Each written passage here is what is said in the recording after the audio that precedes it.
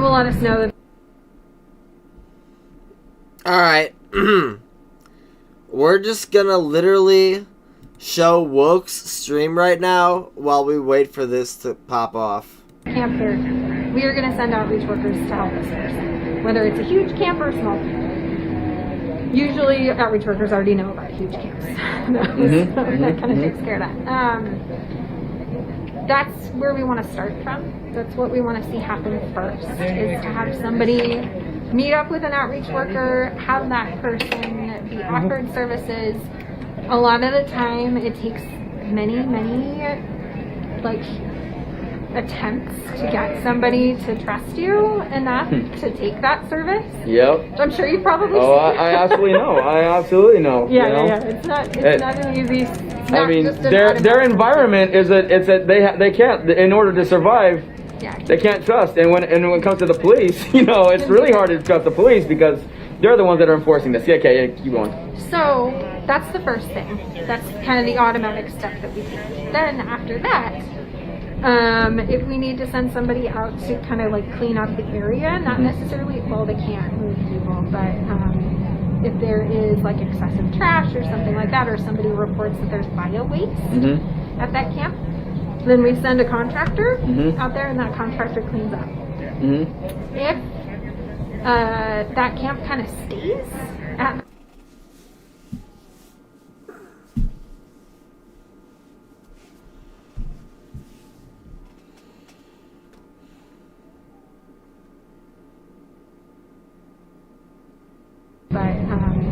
if there is like excessive trash or something like that, or somebody reports that there's bio waste at that camp, then we send a contractor out there, and that contractor cleans up. If that camp kind of stays at Yikers! Live in Alnino. Oh, we live on cyber. So come in here. Gordo, come in here. RC, digital Wayana diaspora. Huh? We're digital Wayana diaspora. You need your update. Let me think. Basically, they had a lot of witnesses that were not that good, in my opinion, and they did not get a lot of great information out of them. And I don't think that all the witnesses that you missed were that important or game-breaking for the trial. That's what I think. Right now, we're waiting for them. They're at recess.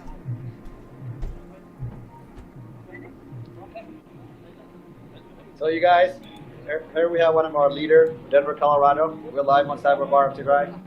But that's what I know.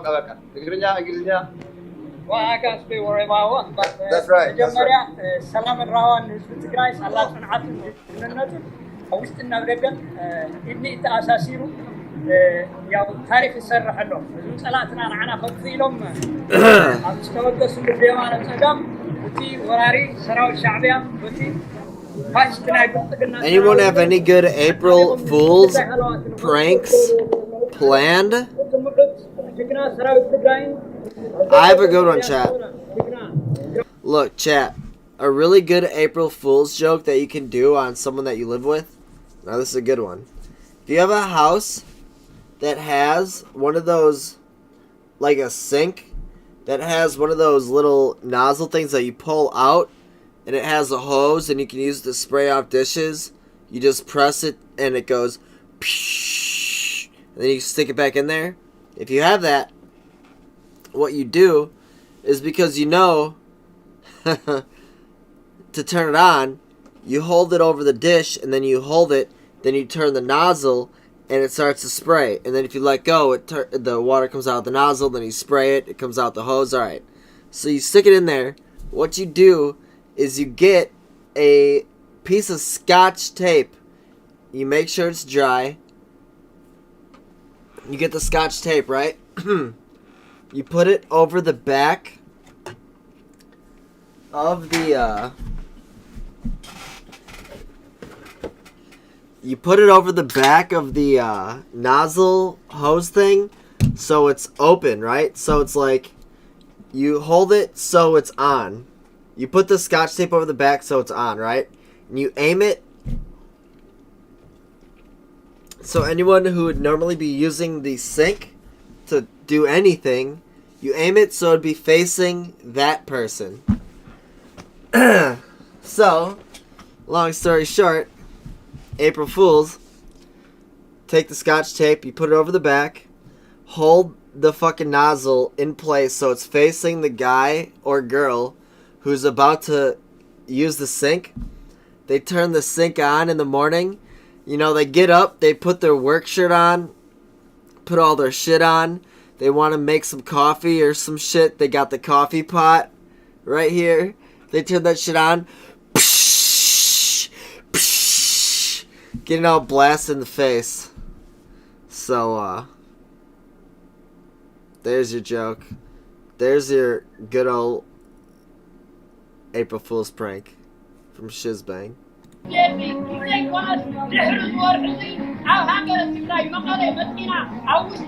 Whatever this is, this sucks. I do not want... This sucks.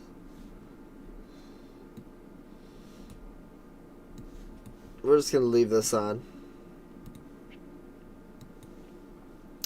Anyone else have any really good stories about April Fool's pranks and jokes and stuff?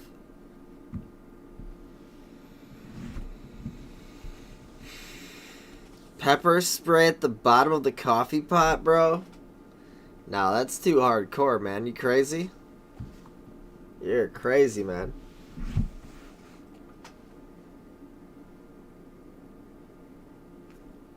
They get you?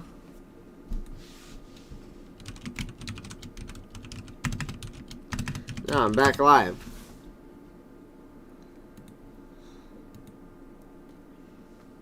I'm literally live right now, crackheads. Why is everyone tripping? Stop tripping out. If you don't see me live, that means you have to go... I restarted my stream. So you have to go back to my YouTube channel and then go to my new live stream. Don't be soy.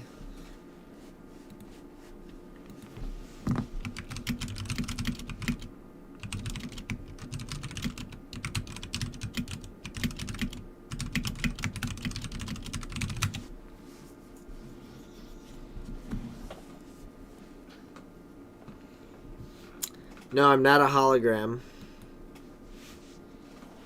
Not a hologram. It's just my green screen. Watch if I turn this light off. That's the green screen. Not a hologram, see?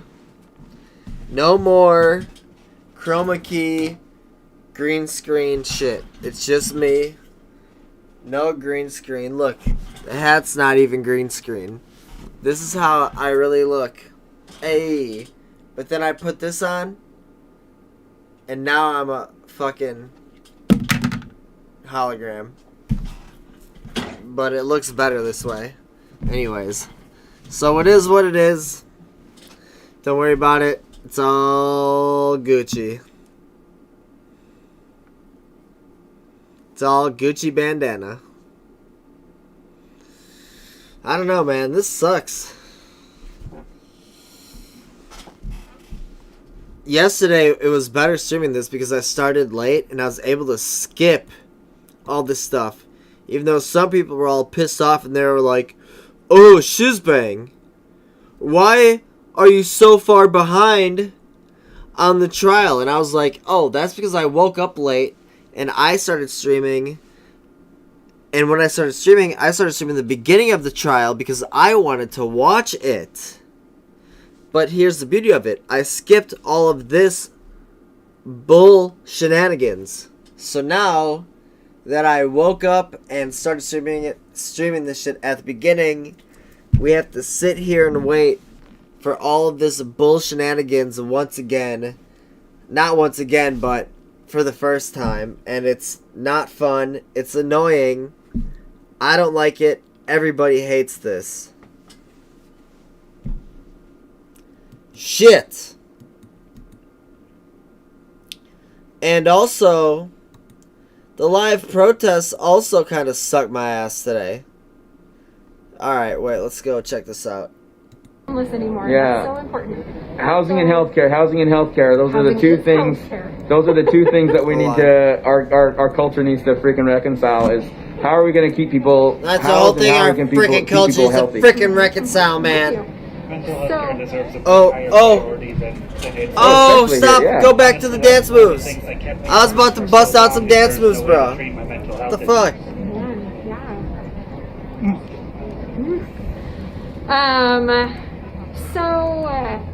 I'm sorry, I'm losing my train of thought. I always do Ask that. me your question again. I have no Dumbass. idea. What was No, my I'm question? trying to hear you. Oh, I think I was just talking about organizations. I just wanted to point out that. Oh yeah. That this- Yeah. The organization thing. Yeah. So, there are organizations that like. Desolator Magic. I am not banned on Twitch. I am just not streaming on Twitch because the videos from George Floyd's death, which are shown at the trial over and over again, are considered extreme gore and violence because they show somebody dying, and it's against Twitch TOS. That's why I am choosing to stream it on YouTube and DLive instead. Apply for different housing programs. Mm-hmm. There, you have to be able to prove some of that stuff to be able to qualify for it, and you Yeah. have to be able to do that through like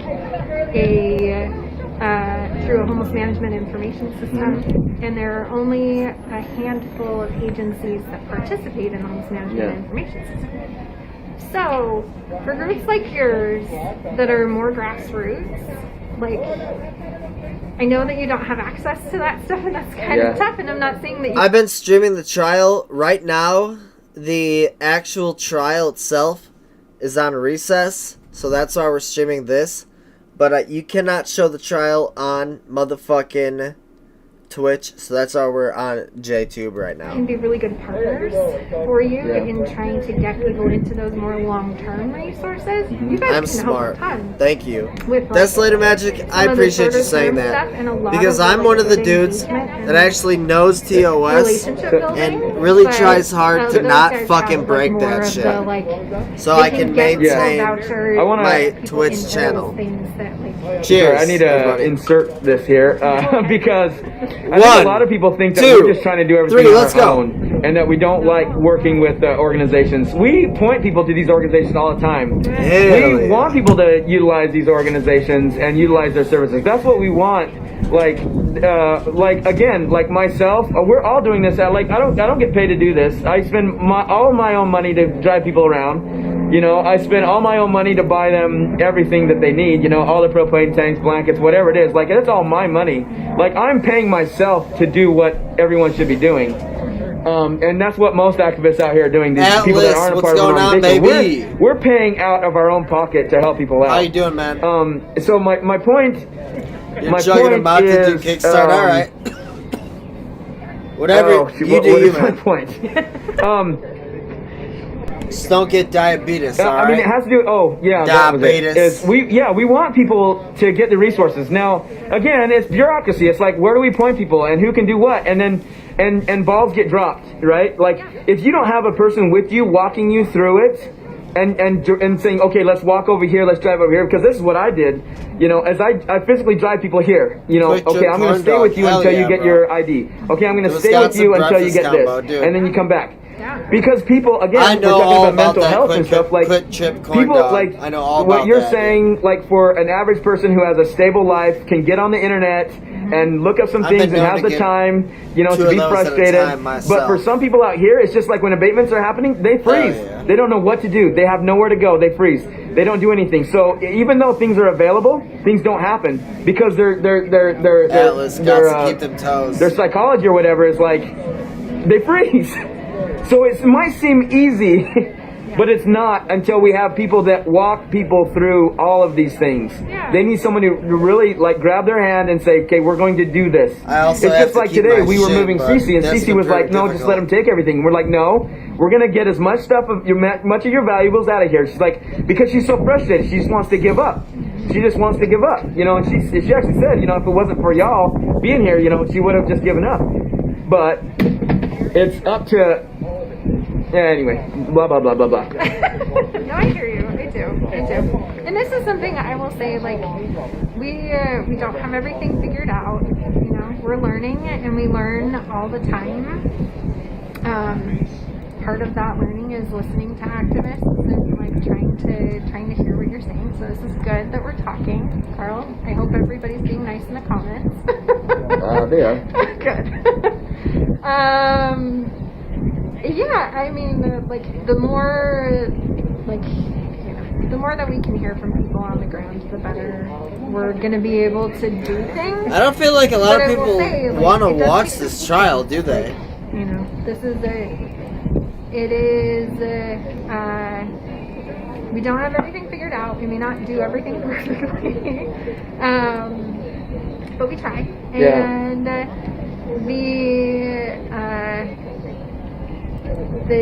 the fact that we kind of I would honestly are be built better more off. for transparency than Yeah. Whatever the fuck this dumbass bitch is saying, I'm honestly better off not streaming this trial and going back to Twitch. Hold on.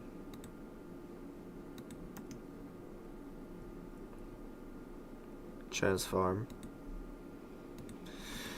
Chad, I mean, to be honest with you, in my own best interest, for all this shit like views, money, all that shit, it would be better for me to head my ass back to Twitch, not stream the trial, because if you really fucking if you really look at it right here, yesterday,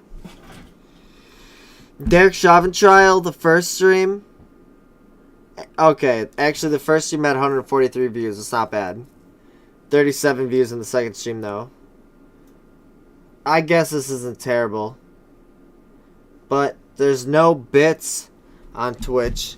There's no donations. No one donates. And I don't have super chat. If you look back on this shit, 300 views, whatever, not that much really, but 400. I don't know, man. Maybe I just fucking stop showing this trial and I go back to Twitch and I just show these dumbass protests. I don't know, man.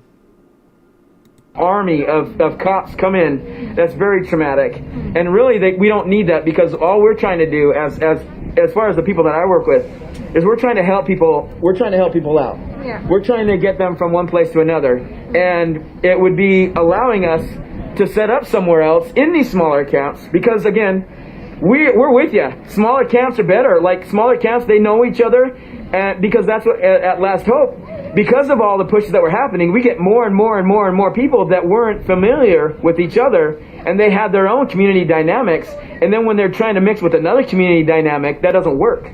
So I agree with you. Let's get them into smaller camps, but they aren't allowed in smaller camps because they're on city property, or they're on private property, and there's an ordinance against no camping. So we've got problems.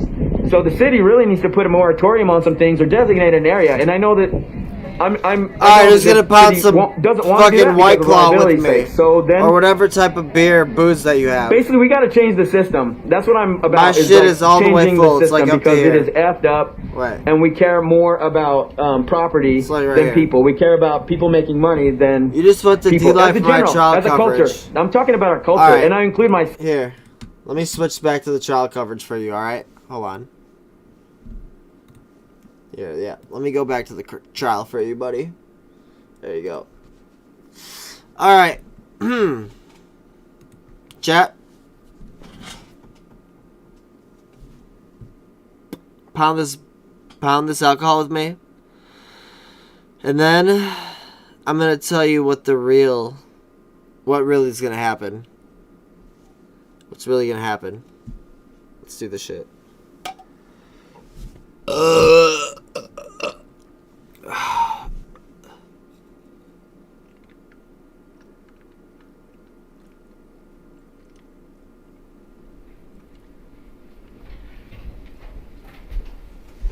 Wait. Okay. It's my understanding we have a stipulation as to certain We're back. exhibits coming into evidence. I thought it was just going to take another hour and a half. We're back. Cancel it. If you could. Cancel what I said. We're back. That was some divine intervention by the judge right there. It was.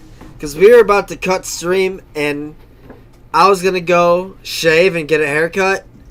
And then I was going to come back to Twitch later tonight with some protest shit. Or maybe not and just go to Our bed. next witness, Genevieve Hansen. Divine intervention Ms. shit Hansen by was the one of judge. Bystanders on the scene. During that, she recorded a video on her phone. And following the incident, she also made a 911 call. And for various purposes, the defense is stipulating that we would admit the video as Exhibit 24 and the 911 call recording as Exhibit 25, and that we would publish those to the jury before Ms. Hansen starts her testimony. As part of that, not only stipulating to the admissibility, but any type of confrontation issue that the defendant would have about publishing during the witness's testimony, if that's even a problem, given that we're playing them before the witness testifies and she'd be available for that questioning. Yeah, I don't see a confrontation issue. Mr. Nelson, are you fine with that arrangement? All right. Then those exhibits, 24 and 25, are received and you may publish. Thank you, Your Honor. At this time, then, we will play Exhibit 20. Atlas, thank you so much for the ice cream. So you call what he doing okay? You call what he doing okay? You call what he doing okay? Shout out Atlas in the chat. Thank you so much. Fire. Yes, I am from Minneapolis. Okay, then get on the sidewalk. You show me his post. Check his pulse. Check it right fucking now. Get back on the sidewalk. The man ain't moved yet, bro. Atlas with the 3 ice creams. Thank you so much for the 3 ice creams, Atlas. I appreciate you, man. Bro, you're Check his post definitely a right now. bum, Tell me bro. what it is. Tell me what his post is right now. Check Swear to his God. pulse. Bro, he has not moved not one time, Over a bro. minute. But you know, bro, go back in the store, bro. You don't understand. No. I'm the runner. Okay, that's cool. Go back in the store, bro. Go back in the store, bro. He's not fucking moving. I see that. Bro, I'm trying to help you out. Bro, you don't need to help. Don't fall out of my chair. I really think I should buy a new chair. He's not fucking moving right Keep it up. Atlas, catch me on fucking Twitch, alright? Do you have a post? I'm busy trying to deal with you. Follow me on Twitch, Atlas. He doesn't have it, bro. He's not fucking moving. Bro, what is you, 1087, bro? You're a bum, bro, or 987, bro? You're a bum. First thing you want to grab is your mace because you're scared, bro. Scared of fucking minorities. He's not on him. 3 minutes. Fuck off him. What are you doing? Bro, 3 minutes, He's bro. not dying, bro. What are you doing? He's dying. No, he's not. He's not even What is fucking wrong with moving. Get off of his fucking neck, bro. Like, Get off for of real? his You're neck. still I'm on gonna turn it up. For what? Bro, are you serious? Nobody, like, Bro,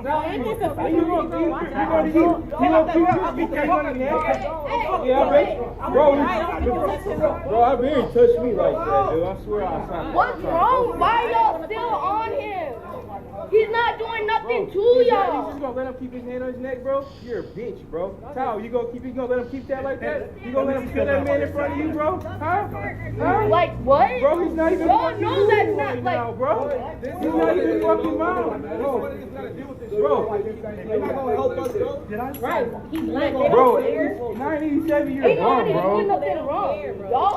Remember, my screen for the actual You a real man for that, bro. He ain't handcuffed. footage is right here. I'm a first responder from Minneapolis. The fact that you guys aren't checking his pulse and doing compressions if he needs that. So I'm be looking over here. Level. I'm be also looking over here to make it look like I'm not looking away from Yeah, the fucking and I have footage. your name tag, bitch. I don't fucking care. I'm not on call.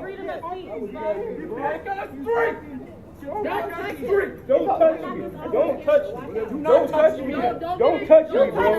Don't touch me. Don't touch me, bro. Don't touch me, bro. I'll fuck you up, bro. Don't ever touch me, bro. Now this would be considered against Twitch TOS. Showing a dead corpse, 100% against Twitch TOS. I promise you.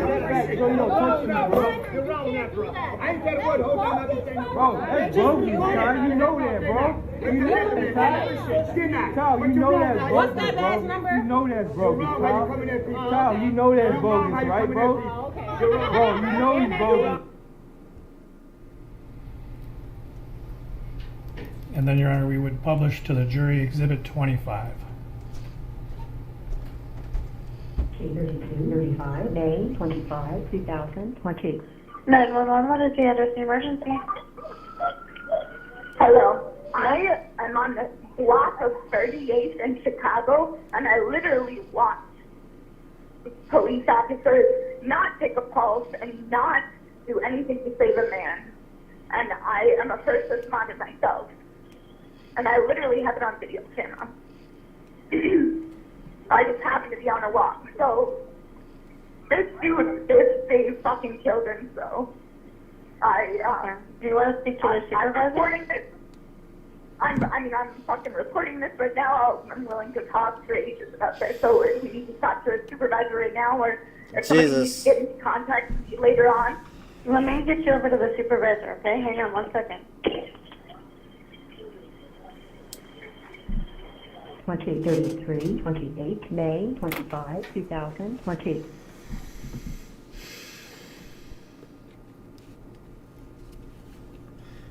You can also see the car stopping Estley and Call skiing. Genevieve Hansen. They instead. do. They come and blast their horns and fuck up the scene.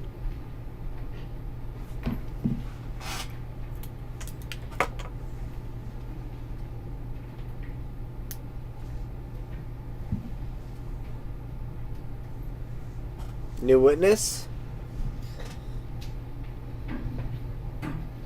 Oh, it's a cop. Female cop. Stand right behind the chair. Say it again? Just to stand behind the chair. Okay. Oh, come on. Raise your right hand. Do you swear or affirm under penalty of perjury that the testimony you're about to give will be the She's truth the She's a firefighter. You can tell right here, badge, firefighter badge. And on the right shoulder as well. And I think to be able to hear you more clearly, if you are comfortable in doing so, I'd ask that you remove your mask. Okay. She is a real And firefighter, let's chat. begin by you giving your full name, spelling each of your names, please. My name is Genevieve Hansen, Genevieve. Last name Hansen, Hansen. Thank you. Mr. Pratt. Thank you, Your Honor. Ms. Hansen, She what's should your get the current mask occupation? on. She is not I'm a firefighter for Cute. Minneapolis. with That's them it. chipmunk Uniform cheeks, you're wearing chat. today? Correct, sir. And how long have you been a firefighter for the city of Minneapolis? Just about 2 years now. And so, not a question I often like to ask women, but how old are you? 27. Okay. There's a reason we asked that. The jury will figure that out later. Okay. So, for about 2 years now, you've been a firefighter. And can you describe for the jurors, what you had to do to become a firefighter for the city of Minneapolis? There's a hiring process, and once you're hired, we go through an EMT training. I am certified for the state and a national license. And then you go forward with firefighter licenses. That's a 4-month academy. And so tell us, even before starting as a firefighter, did you have to learn some first aid type? Yeah, it wasn't necessary to get on the job, but I had gone through an EMT program already, so I've gone through the course twice. So when did you first do the EMT program? I think it was sometime in 2017. And so what was that program? How long was that? It's called Pathways Academy, and it was a summer. It was just the majority of the summer. I went to a fire station and did my course. And so that, do you remember how long that was? Was that 4 months, did you say? Maybe about that. It wasn't every day, so it depends on which one you do. And so what kinds of things did you She do? is very during your work at nervous. Pathways Academy. Very nervous right now. We did a lot. The Pathways Academy is longer than your typical EMT training because it really wants to give a chance to people to pass it. It's quite a difficult test. So we did a lot of hands-on training and book work. And so the book work, what kinds of books, what are you learning in that?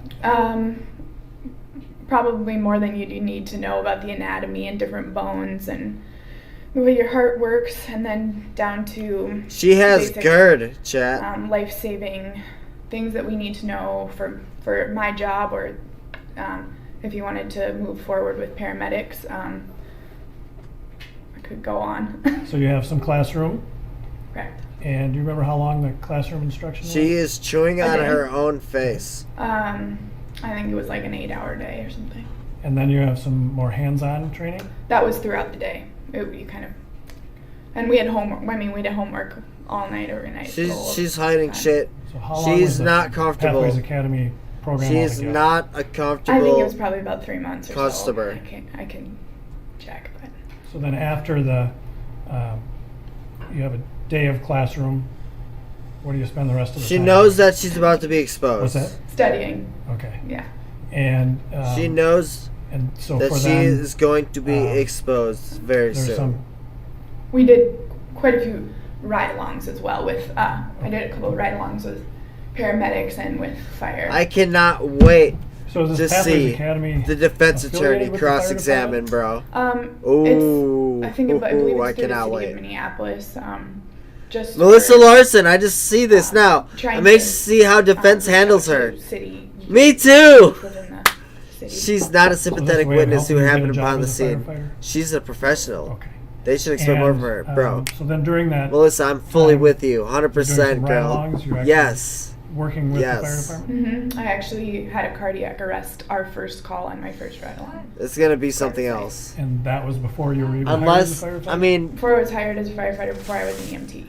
I know this lawyer's good. He has to make this fucking thing and count. so then He has after to. Pathways Academy, did you have to take a Chauvin's test lawyer or has to something? make this fucking one count. Yes, that's when I telling got my you. national. I am telling you. Finished. And describe for you, excuse me, if you would, describe for the jury what that test is like. How long is it? Yeah. You go through a hands-on portion and a written portion, just to demonstrate that you're prepared for any life-saving measures you need to take, or splinting, or kind of covers all of that. And then the test is really scenario-based, like what are the first things you need to look at? What are the most important things that you need to address to have the best outcome for the patient? So is it written or is it? Both. Okay. Both. Both. You mean the written part, or it's fill in the blank. And then, right, so Yeah. it's some like written part, but is there also like showing how to do certain procedures? Right, that's what I was explaining before. It's the When- hands-on portion. Right, hands-on, thank you. Mhm. So that when you say both, it's a written test kind of and as well as hands-on. Separate days, yep. And so you took that test at the end of the Pathways Academy program? Yep. And at the end of, or in the middle of my academy for the fire department. Okay. And so did you pass? Yes. And so then you obtain a certification? Mm-hmm. Is that yes? Yes, sir. And what is the certification for? What does that mean you are? I can, there's a range of things that I can do for our role a lot of times is to assist the medics, or we get there before the medics, and so we can start any basic wound bandaging, or up to starting compressions for full working CPR right away. Does it also involve assessing a patient to determine what is needed? Correct, that's the first thing we would do. And then, so you had certified as an EMT, and I guess just for the record, what does EMT stand for? Emergency medical technician. And you got a national certification for that? Yep, and a state. And is that separate testing, or how does that work to get national and state? I believe it is separate testing, and then you have, we have continuous hours of education that for both. And so, since your certification, you've had to continue taking classes to maintain the certification? Yep, the fire department does continuing education all year round. Okay. So then you, when you finished Pathways Academy, had you already been hired by the fire department, or did that come after? That came after, about a year after I started the process. And then or once you got hired, is that when you obtained the state certification then? I think I had both all along. The Pathways is why I have both. Okay. So as part of this certification, you are able to do what we think of as CPR. Right. And that's, well, explain for the jurors what CPR is when we use that term. So if we find no pulse,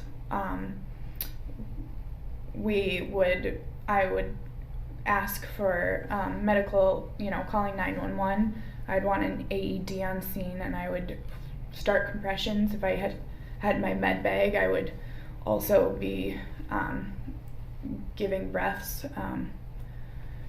But if I didn't, I'm just a rate of 100 compressions a minute. And so CPR is the process of trying to resuscitate somebody, if I'm... We're looking to regain a heart rhythm. And heart rhythm is another way of saying a pulse, essentially. Correct. Okay. You can tell I have not been through the training you have, right? And so I just want to make sure, that, you know more about this than we do, so that's why I'm trying to just fill in these terms. Yeah. Okay, and, incidentally, before Pathways Academy, had you received some training in CPR before that even? Yeah, I did Red Cross babysitting. Work as a lifeguard ever? Yes, I was a lifeguard. Okay. Yep. So you got to know that kind of stuff then, too? Yeah, yep. And that was... I did that quite a few times in my youth.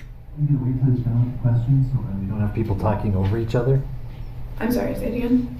Let's make sure we don't talk over each other. Oh, sorry, I didn't notice. It makes it really hard to have a good record, so. Got it. All right. Yeah, the court reporter has to take down everything we're saying, so we got to each wait to answer, yeah, or wait for the question to be done. And I'll try to be better about that too. So, so when you start working for the fire department, explain, if you would, for the jury, when you go in for your shift, who are your coworkers? Not who they are, but like how many people are at a fire station during a shift, and how are they divided up? Yeah, it depends on if you're at a single house or a double house, meaning is there just an engine there, or is there an engine and a ladder? And on the engine we have 3 to 4, and on the truck we ride 4. So maybe 8 in a house, and if there's a chief there or not, we're all EMTs. And so, as a firefighter, you mentioned earlier, I think, receiving separate training on fighting fires, right? I mean, that makes sense, right? Very different jobs. Yeah. And so in your 2 years as a firefighter, have you gone to fires? Yeah, quite a few for somebody with as much time on as I have. And have you, had to enter buildings that are on fire? Yes, sir. And provide, I guess, rescue for people who are in a building that's on fire? Yes, I have pulled victims out of buildings. And when you do that as a unit of 4 or however many other firefighters are there, you all work together on those types of calls? Correct. when you're, well, in your work as a firefighter, you know, the title obviously makes us all think that you fight fires. Mm-hmm. But you do a lot more than that, correct? Mhm. You have to say yes or no. Yeah. Thing to remember is the court reporter has to take it all down. So Oh, right. Sorry. Yeah. Yes, we don't often get a fire. I would say, I mean, I've heard quite a few people give like a 90% medical for the calls, and that also depends on which station and which part of the city you're serving. So, you know, whatever the specific number is, it's the great majority of your cases are medical, yeah. not fire. Right. And in those medical calls that you've been on since you started working as a firefighter in Minneapolis, have there been times when you have had to provide resuscitation to someone who was pulseless? Many times. Have there been times when you have been on a call and you have had to assess a patient's condition and what they might need? Many times. Majority of the time, we arrive before the paramedics, just based on how many fire stations there are in the city, and that's why we respond to medical calls, so we can assist them and or be there if they can't be immediately. So incidentally, we've talked about, you know, working at the fire station, your shift. Is it a regular 9-to-5 job? How are your shifts done? My shifts are 48 hours. So there's also the option of working 24 hours at a time. But I'm at the fire station for 48 hours. And calls in the middle of the night. And then even. You get a weekend or something? Or how? I have 4 days off then after that. Mm-hmm. So when you're, in your experience, Mm-hmm. How many times per shift would you say you have a medical call involving an unconscious or pulseless person? It really depends on which station you're at. I'm at a particularly busy station, so it could be anywhere from, you know, for pulseless, I'm in an area where there's a lot of overdosing, so anywhere from 1 to 5 times in a 24-hour period. So dealing with a person who does not have a pulse is fairly common. Yeah, correct.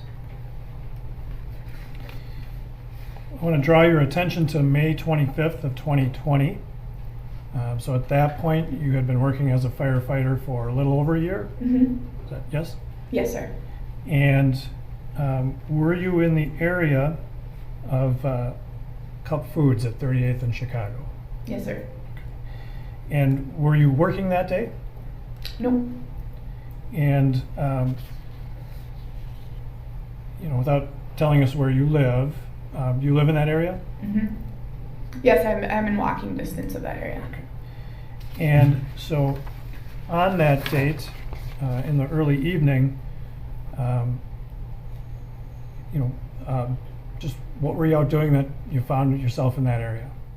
I was just going for a walk. I believe I worked the day before.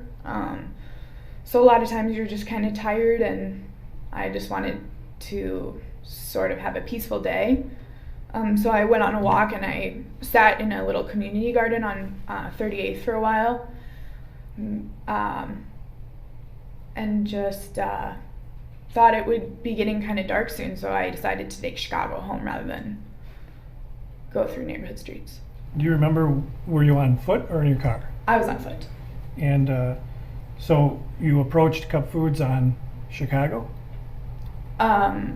Yes, okay. Sir. And as you were approaching that area, did something catch your attention? Mm-hmm. It's not uncommon to see, lights and think that, oh, my coworkers are there. So from a distance, I figured, you know, it could have been anything. But I figured that a fire was there, so I started walking that direction. And as I got closer, there was a woman across the street screaming that they were killing him. So that's when I was alerted that the situation wasn't a basic medical call. So at some point, did you walk to the area where this woman was? Yes, I actually asked her what was going on. And then from there, did you notice some police cars in the area? Mm-hmm. Yes? Yes, sir. And did you then walk over to that area where the police cars were? I walked. Police car.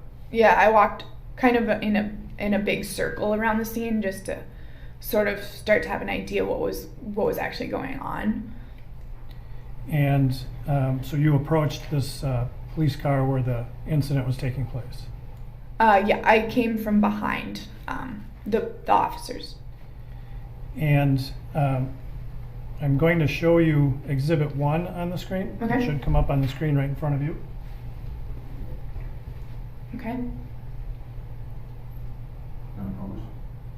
Yes, Your Honor, this has been admitted already. Do you see the photograph of Exhibit 1 in front of you? Yes. And you recognize this as the intersection of 38th and Chicago? Yes. And you'll notice in front of you there should be a little stylus like this. Thank you. Okay. And you can actually draw on the screen with that. Okay. And I'd ask you just to kind of draw on there for the jury, you know, your approach to this area and where you went until you went over by the squad car. Okay. So the garden was on this side of the street. I'm not sure if I walked across or straight, but the woman that I first asked what was going on was just about here. So I made my way around, and I believe I came all the way around this way. And I was kind of watching what was going on here, and then I made my way around. And then just for the benefit of the record, you're drawing that you were going westbound on 38th and then crossed over to the Dragon Walk side of 38th. That's where you crossed Chicago, then crossed 38th to near the Speedway store, and from there crossed over to the Cup Food side of Chicago. Yes, sir. All right. And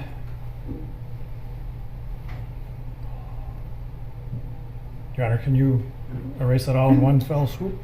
And then, so when you crossed from the Speedway side of the store, well, let me do it this way. No, I'll back up.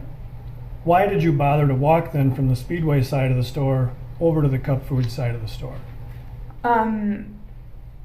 Because I was concerned to see a handcuffed man who was not moving with officers with their whole body weight on his back, and a crowd that was stressed out. And so we have, thanks.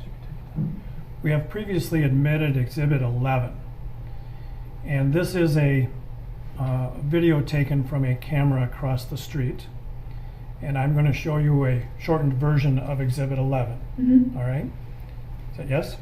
Yes. All right.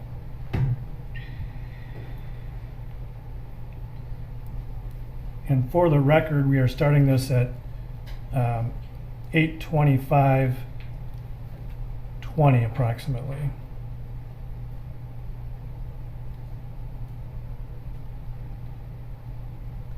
So do you see that video on the screen? Yes. All right. And does this look like, you know, the area that we were talking about where you went and approached this Yes. scene that you described? All right. Now I'm going to pause it right here. Yes. And looking at this, do you see this person I'm circling here? That's myself. Okay. And if everybody was seeing you approach from down here, correct? You came this way. Is that right? Correct, yeah. All right, so you came from the bottom of the screen to this area, and you seem to be holding something in your hand. Do you recall what you were holding? I didn't have anything but my phone, I believe. Or my keys. And so what I'd like to do is let this run to show where you were during this incident, all right? So just keeping an eye on where you are, Okay. and how you remained at the scene, all right? Okay. Okay.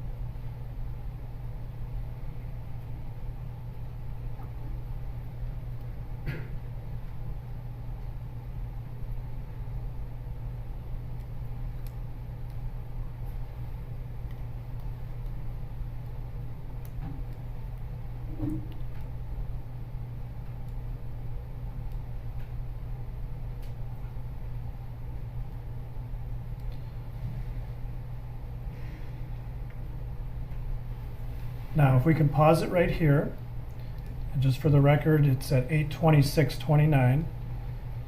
We saw that the camera moved a little bit, correct? Mhm.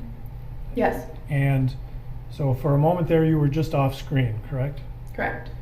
And up until that point, you had essentially remained on the sidewalk, correct? Correct. And so at that point, you stepped off the curb. How far from the curb did you go while you were off the screen?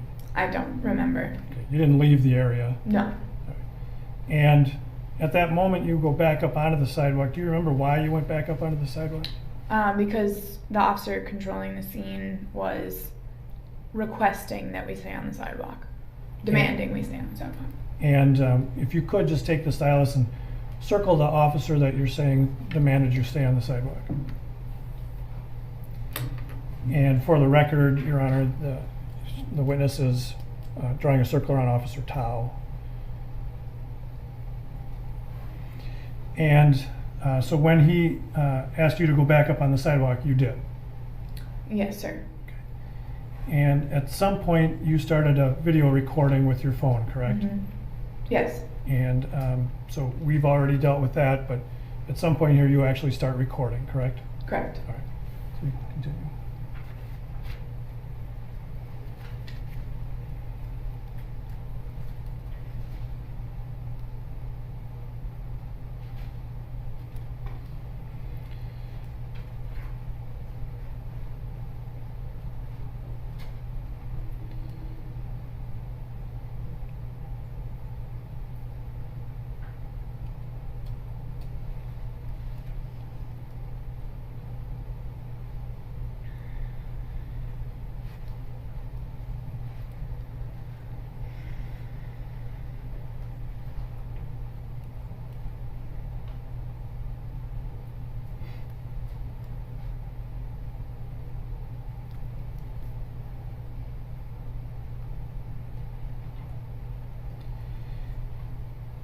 And Ms. Hanson, I'm sorry, I'm going to hold off on another question for now.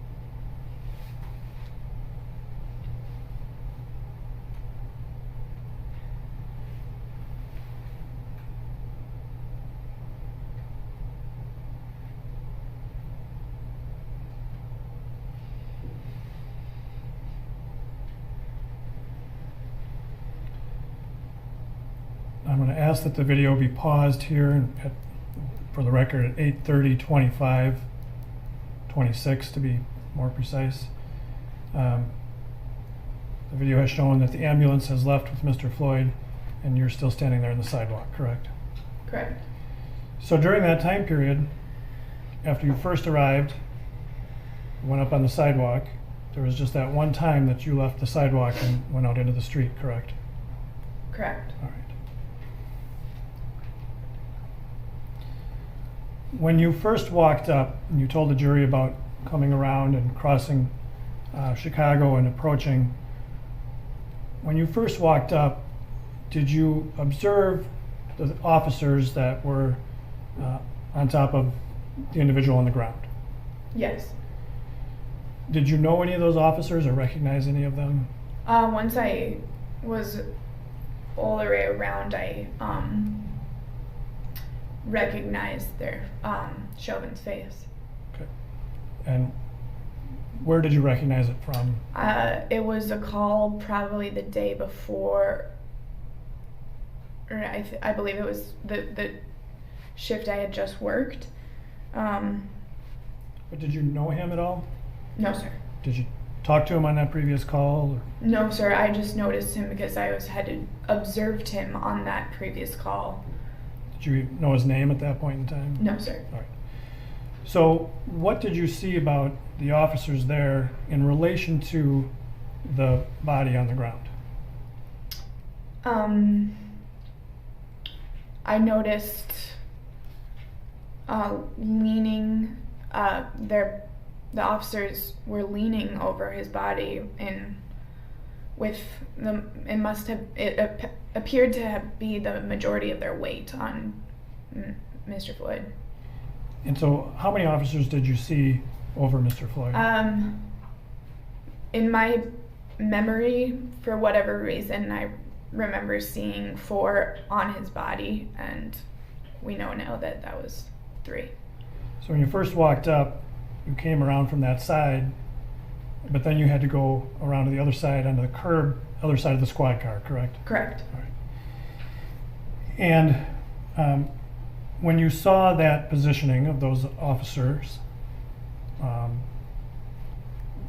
did that concern you? Absolutely. Why? He wasn't moving and he was cuffed, and that's 3 grown men is a lot. Of putting all their weight on somebody is too much. And did you notice where this officer you now know to be Mr. Chauvin, where he was putting his weight on Mr. Floyd? His neck. And incidentally, did you know the person laying on the ground, prone on the ground, who was handcuffed? No, sir. Okay. You subsequently learned his identity? Correct. All right. And that individual on the ground under the officers, could you tell if he was moving at all? He was not moving. His face was, the first thing that concerned me is his face was like smushed into the ground. Appearing swollen to me. And, at that point, are you acting a little bit as Genevieve Hansen, EMT? I identified myself right away because I noticed that he needed medical attention. It didn't take me long to realize that he had an altered level of consciousness, and in our training, that is when the first sign that somebody needs medical attention. So my attention moved from Mr. Floyd to how can I gain access to this patient and give him medical attention or direct the officers. And I didn't pay much attention to George Floyd after that. So when you first got there and you saw Mr. Floyd on the ground, you mentioned about seeing his face, correct? Correct. And incidentally, I think in a subsequent interview you had talked about Mr. Floyd's face facing towards the speedway, correct? Correct. And you, Which is just what my memory did, but we know that's not right. And now as you sit here today, do you remember seeing his face when you were around to the squad car side of him? Yes, sir. All right. And so, in terms of, his face when you're first there, or even the rest of him, what is it that you saw that made you concerned about his medical needs? I was really concerned about, I thought his face looked puffy and swollen, which would happen if you were putting a grown man's weight on someone's neck. I noticed some fluid coming from what looked like George Floyd's body, and in a lot of cases we see a patient release their bladder when they die. I can't tell you exactly where the fluid was coming from, but that's where my mind went. He wasn't moving. He was being restrained, but he wasn't moving. When you first arrived, was he vocalizing at all? Was he speaking at all? I don't remember. And earlier you used the term altered consciousness. Mm-hmm. Yes? Yes. And what do you mean by that? What did you see in terms of his consciousness? Well, we, when we're assessing on a level of consciousness on a call, we'll often first try to just talk to the patient and see if they respond. And if we don't get a response, we'll often kind of tap him on the shoulder or apply sort of painful stimuli. And often I would do a sternal rub or, press their fingernail very hard. And if they respond to that, we know that, we can assess their level of consciousness based on that. When somebody's laying on your, or leaning into your neck, that's painful stimuli. So I could tell that from the sidewalk. Tell what? That he had an altered level of consciousness to the point that he wasn't responding to painful stimuli. You mentioned that Mr. Chauvin had a knee on Mr. Floyd's neck. Correct. Did you see where his other leg was?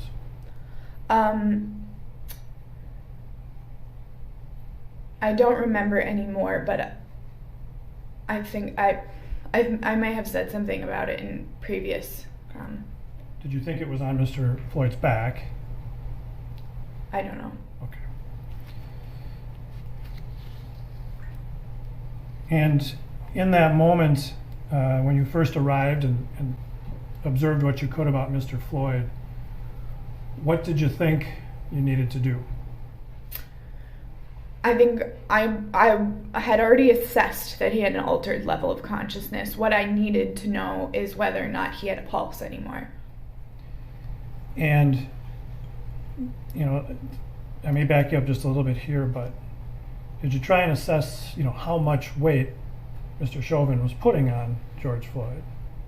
I mean, I didn't try to. I recognized that it was an issue right away because he seemed very comfortable. With who's he? Officer Chauvin. Okay. Seemed very comfortable with the majority of his weight balanced on top of Mr. Floyd's neck. In my memory, he had his hand in his pocket. He looked so comfortable. And if his hand wasn't actually in his pocket, would that change anything that you obsessed at the time? I suppose not. He was comfortable in the position that he was in. So if his hand, instead of being in his pocket, was simply resting on his thigh, would that change any of your assessment? He wasn't distributing the weight on the car, on the pavement. When you first approached, you said you identified yourself as a firefighter. Correct. To whom did you identify yourself? To Officer Tao, controlling the scene. I spoke loudly enough that I would think that the other three officers would have been able to hear me throughout the event. We know you weren't. Well, let me ask you this way: how did Officer Tao respond? He said something along the lines of, if you really are a Minneapolis firefighter, you would know better than to get involved. What did you think of that? First, I was worried that he wasn't going to believe me and not let me help. And I also, that's not right. I mean, that's exactly what I should have done. There was no medical assistance on scene, and I got there and I could have given medical assistance. That's exactly what I should have done. So based on your training and experience and what you had seen, what did you want to do for this person on the ground? Had they let me into the scene, I already had decided what his level of consciousness was, so I would have requested additional help. I would have wanted someone to call 911 for the paramedics and fire to come. I would have asked someone to run to the gas station and look for an AED. And I would have checked his airway. I would have been worried about a spinal cord injury because he had so much weight on his neck. I would have opened his airway to check if there were any obstructions. And I would have checked for a pulse. And when I didn't find a pulse, if that was the case, I would have started compressions. And I didn't have my bed bag, so I would have continued compressions. We don't give mouth to mouth anymore. So I would have continued compressions at a rate of 100 a minute until help arrived. And by compressions, what do you mean? I would have put my hands stacked my hands and pressed his chest. Chest compressions. Chest compressions, yep. Correct, yeah. And what's the point of doing chest compressions? Pumping the blood for somebody that's not doing that themselves, trying to get a pulse back. And were you able to do that, any of those steps? No, sir. Why weren't you able to do any of that? Because the officers didn't let me into the scene. I also offered, in my memory, to walk them through it, or told them, if he doesn't have a pulse, you need to start compressions, and that wasn't done either. And so are these things that you wanted to do? It's what I would have done for anybody. When you couldn't do that, how did that make you feel? Totally distressed. Were you frustrated? Yes.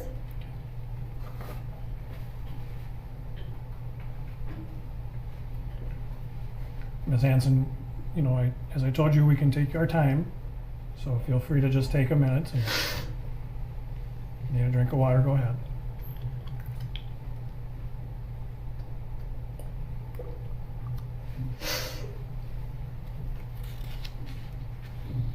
Okay.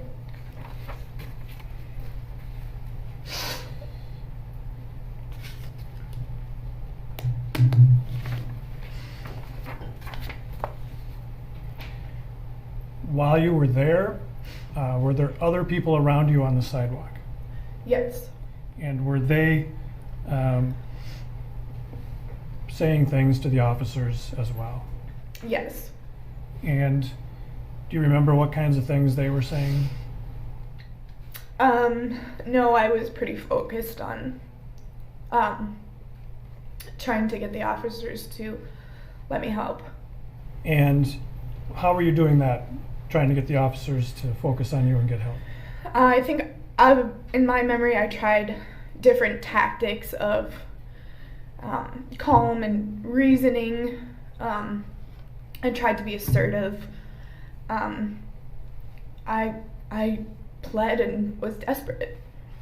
Did you also at some point start raising your voice? Yes, sir. And maybe used some foul language even? Yes, sir. Why? Because I was desperate to help, and I wasn't getting what I needed to do and gaining access. And at some point, the voices of the other people around you, did you feel that sort of interfered with getting the officer's attention? Yes. So as you're doing that, were you able to pay more attention or need more attention to Mr. Floyd and his condition? I wasn't really able to. I knew he needed help, so at that point it was just getting in there.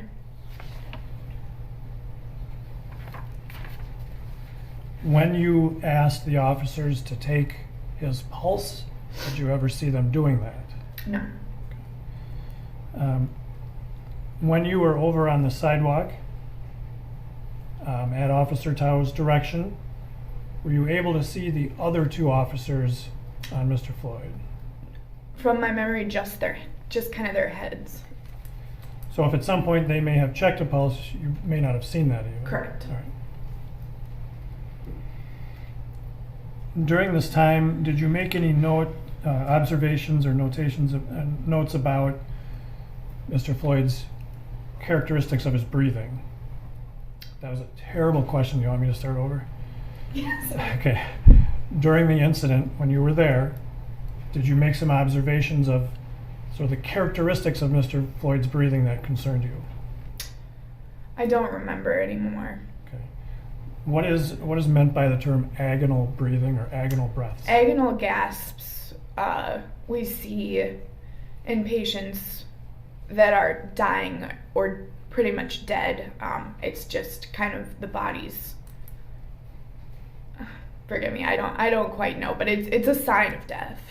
And have you seen that in other calls when you've been working? Yes. And did you see something similar in Mr. Floyd? I don't remember anymore, but I don't know.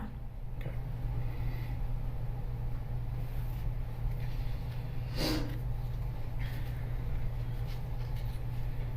So during that time period, he did not regain consciousness that you saw. No. And you stayed with him, or I'm sorry, you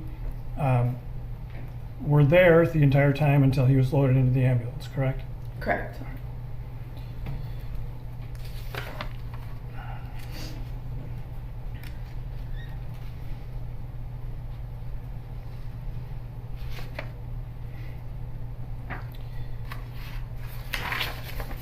And at some point you made, well, I guess the question is this. You didn't pay close attention to Mr. Floyd at some point because you knew he was unconscious. Needing medical attention, there was no question. Right. And based on that, you focused more on trying to get the officers to allow you to help. Correct. And at some point, did you start video recording Yeah. your interaction? Yes. And with your phone, I assume. Yes. And why did you do that? It was, I'm not sure why I chose to do it. It's an instinct. And so you did record it? Yes, sir. And based on that, well, I guess I'll just ask it this way. At some point after the incident, you were interviewed by law enforcement officers. The BCAs? Or? Correct, yes. Yes, sir. And you made that video available to them, correct? Correct. And why did you think it was important to record that? Because memories of witnesses are never going to be as good as a video. And so you wanted to have it to preserve. It wasn't conscious, but I'm sure that's why anybody takes a video. Yeah. And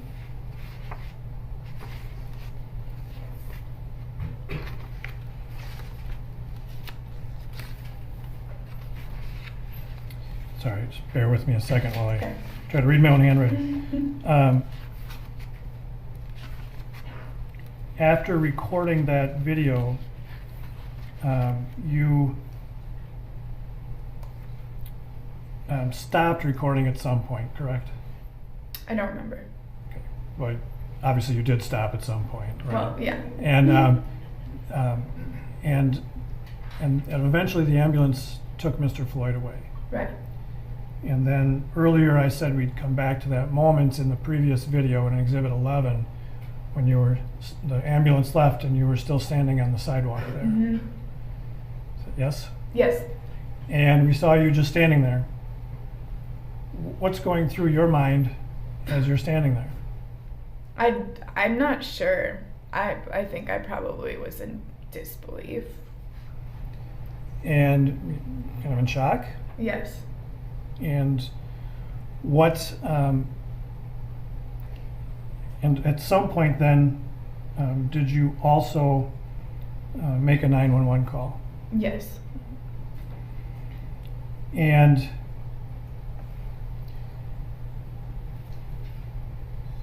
it had to be sort of, I think distressing was the word you had used before. Did you have, when you're there and you're trying to help and couldn't, did you have a feeling of helplessness? Absolutely. Were you upset about that? Yes. Did you feel that, whatever the end result, you could have tried to help? Sustained. Well, why did you feel helpless?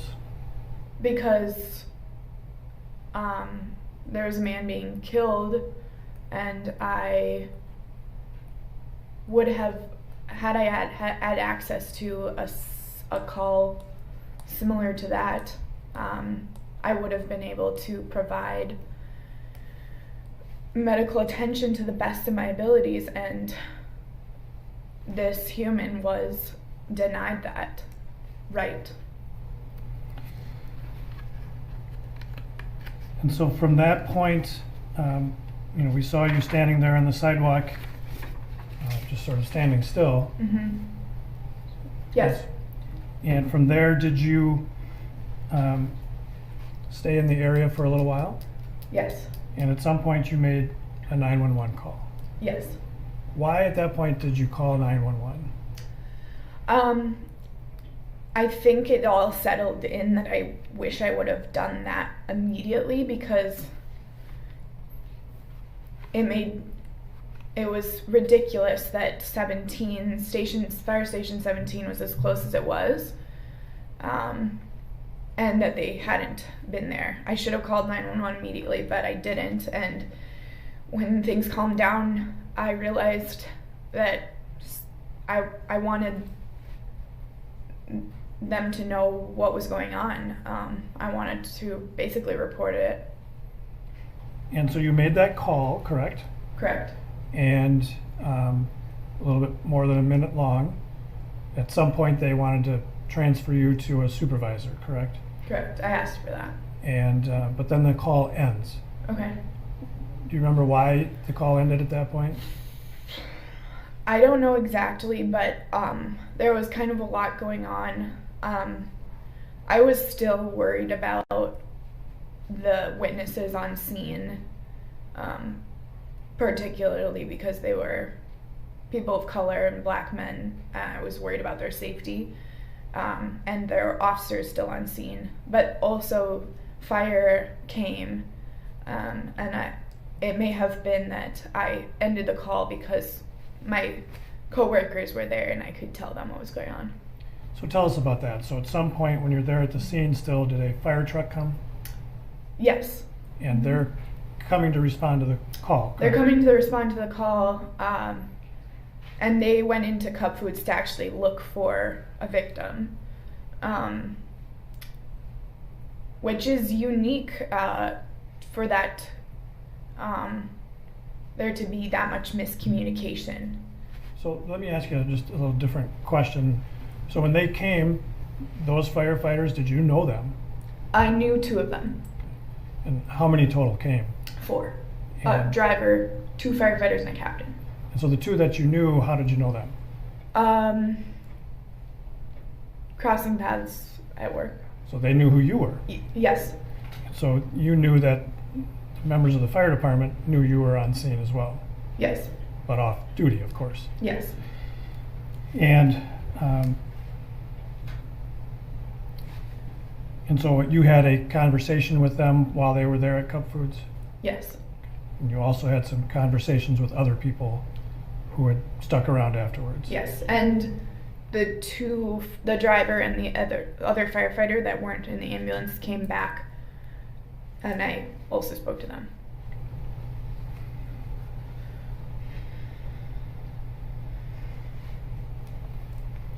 I have no further questions, Your Honor. Mr. Nelson. May I have 1 minute to go through something? You may. Everybody can just stay on a stretch of place if you'd like.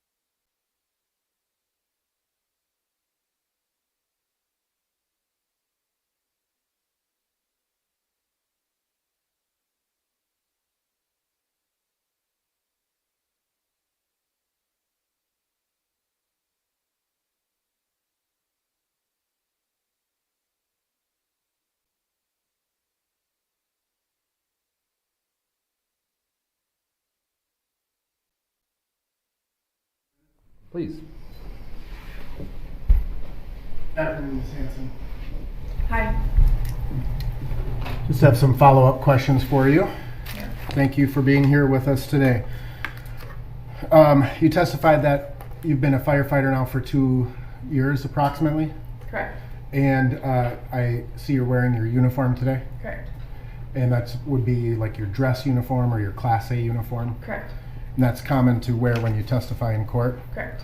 Fair to say that you were not wearing your Class A or any uniform on May 25th, 2020? Correct, I was off duty. Right, okay. Being a firefighter is a stressful job? Correct. You testified about your experience as an EMT. We didn't talk much about your firefighter training. Okay. So you said you went through a 4-month academy, correct? Correct. And in that academy, I assume you learn like the basics of fire, right? Correct. Like different types of backdrafts and whatever. Building construction. Right. How to approach a fire, how to, where to aim the hose, I guess. Yes, but fire is fire. Right. So but sometimes you probably got to come from the top down or from the bottom up, right? Different always. Right. And you learn about like going into a burning building, right? Right. Being safe, being cautious. Right. It's again, part of what you have to learn is how to deal with the stress of being a firefighter. Right.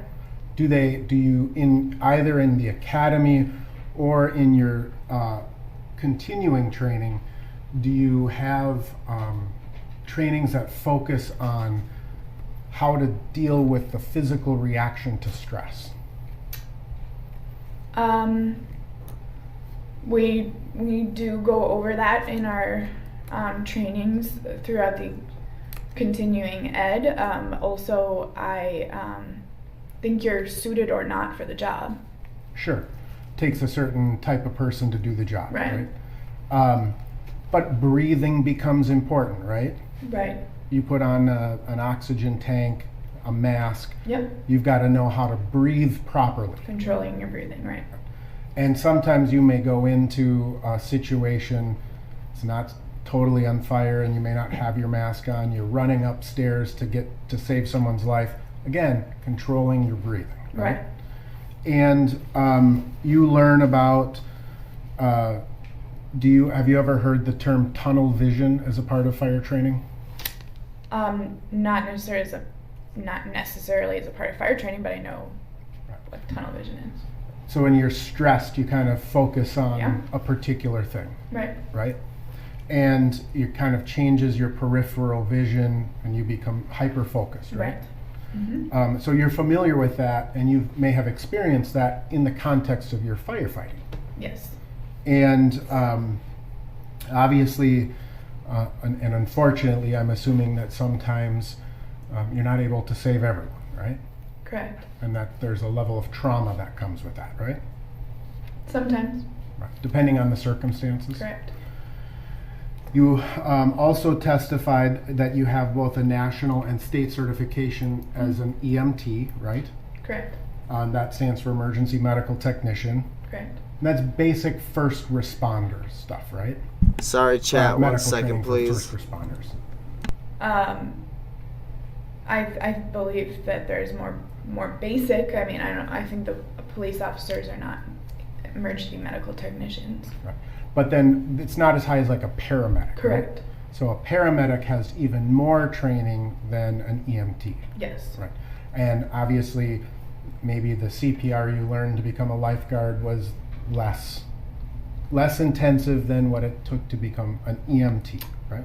I took it much more seriously because I was practicing it and using it, but it's the same. Yeah. But in your EMT training, you also learn like tourniquets and splinting and right. Like I mentioned before. Yep. All of these sort of assessment and emergency first responsive care. Yep. Okay. Fucking wow. And Jesus you Christ, do testified not that know you- why because my you've only shit been was a all fucked firefighter up there 2 for a years. second, chat. You've been in Not my several fault. burning buildings. I blame my computer Now, for have being you a ever been in a dickhead. burning building or And outside? Let's thank say you you're very outside. much Let me ask you a for hypothetical question. bearing with me on that one. You're outside of Okay. a burning building and you're spraying the hose on the fire, Mhm. right? Has anyone ever tried to come up to you and say you're doing it wrong? No. Do you think that has anyone ever stopped to film you when you're fighting a fire? Yes. Okay. So you see someone, you're fighting the fire, Yeah. and someone starts to film you. Does that? I'm sorry, Your Honor. Try not to interrupt each other. Go ahead. It's not conscious, but Yeah, it's. I know, it's not a normal conversation, Yeah. so we get it. We all started talking at one time. You know, Okay. So it's unusual, but I'm sorry, and I'll try to slow down too. Right. So you're fighting a fire, right? And you may notice a citizen filming what you're doing. correct. And that would not necessarily interfere with your ability to fight a fire. No. Right? Have you ever had a citizen start to yell at you while you're fighting a fire? No. Do you think it would make your job fighting the fire harder if someone started yelling at you and telling you that you were doing it wrong? I'm very confident in the training that I've been given, so I would not be concerned about somebody that was not trained to the extent I have been, and I would continue to fight the fire the way I would. Right. But do you think it would be distracting? No. What if there were 12 people yelling at you and telling you that you were doing it wrong? I think a burning structure in a city where there are buildings and homes and people living on either side is much more concerning than 20 people trying to tell me to do something different. Right. But you wouldn't be distracted by that at all? No. What if they started calling you names? Like I said, I know my job, and I would be confident in doing my job, and there's nothing anybody could say that would distract me. Okay. So, what if they started to physically threaten you?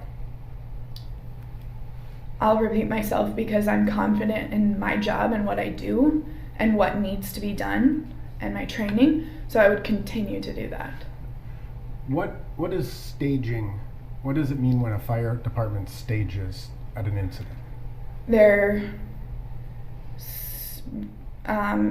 It's always different, but we can stage to wait for someone to assess what's exactly going on and how we need to tackle that particular call. Okay. So let's assume there's a call and the police are on scene at the call, right? And sorry to interrupt. Are you talking about a medical call? We stage for different things. Sure. Let's leave it as a medical call. Okay. And there's some trouble at the scene. Do you just come right into that emergency call, or does fire stage until police clear the scene? We stage and wait for police to give code 4. Right. Code 4 means all clear. Safe, yeah. Right. So in a situation where there is trouble and the police are dealing with that trouble and they know they need a medical personnel to come into the scene, medical won't come into the scene until it is called code 4, right? Correct. All right. And you said in your experience you've been on numerous calls throughout the 2 years you've been a firefighter, right? Correct. And what would you agree that a fair number of those may have been calls that started out as call where the police responded first? Correct. So it's usually the police that are there first, they do some assessment, and they will call for medical. Correct. Have you ever been called to a scene where the police didn't call you? Meaning the police were present and they weren't the ones that called you? Can you repeat the question? Sure. It's a little confusing. Police go to a scene medical situation. Well, I wouldn't know because that means I wasn't called to it. Precisely, right? So if you go to a scene, it's because you're responding to a call, right? Correct. And the reason that you're there is because the police call you. If the police are on scene first. Right, if the police are on the scene first. And so in a situation where you see someone having a medical emergency, right, wouldn't it be reasonable to assume that the police had already called for medics?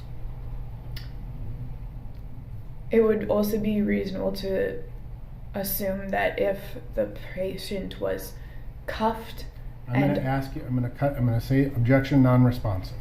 The answer will be certain. Wait for the question and then answer the question that is asked. It's a yes or no question, ma'am. Is it reasonable to assume that if a patient is having a medical emergency and the police are present, that they have called for EMS? Your question is unclear because you don't know my job, so okay. Can't answer. Sure. So let's take this scene, right? May 25th, 2020. You walk upon a scene, you see someone having a medical emergency, right? You did not call 911 to get the medics there, right? Right. Would it have been reasonable to assume that medics had already been called based on what you saw when you first arrived? Yes. And in fact, paramedics did respond, right? You saw the ambulance come up. Yes, that's not their normal response time. Okay. And so you noticed there was some abnormal response time for medics. Right, and I also noticed that that is precisely the kind of call that fire would respond to, and Station 17 is just a couple blocks away. Okay. So do officers on scene decide, do we call for medic or fire? I don't believe so. I believe that's dispatch. They call for medical. So if attention. Police call dispatch and they say EMS, we need EMS code 3. It's dispatch who decides, do we send medics or fire? Well, it would be fire with medics, not just fire ever. I don't know the answer to that. Fair enough. But ultimately, medics did arrive. Right? Yeah, eventually. And you have no frame of reference of when police called paramedics, do you? No, but I know how long it takes for medics to get to calls typically, and I know how long it takes to drive 3 blocks in an emergency fire vehicle. But that presumes that the fire vehicle was not on another call, right? It would have been a different station the nearest 2 other stations would have been able to respond by call in 3 minutes. Right. So if you first walked on scene at 8:26:29, that was what we just saw. Okay. 8:26:29. Okay.